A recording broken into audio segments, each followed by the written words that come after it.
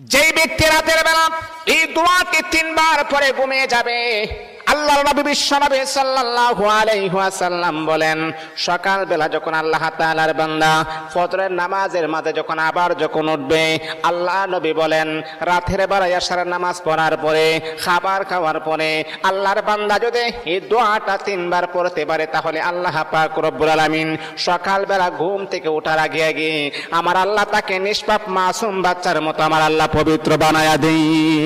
দোয়াটা সবাই আমরা জানি, আমরা সবাই কিন্তু দোয়াটা জানি, কিন্তু আমরা আমল করি না। দোয়াটা হলো আস্তাগফিরুল্লাহাল্লাযী লা ইলাহা ইল্লা হুয়াল হাইয়ুল কাইয়্যুম ওয়া আতুবু ইলাইহি লা হাওলা ওয়ালা কুওয়াতা ইল্লা বিল্লাহিল আলিয়্যিল আযীম।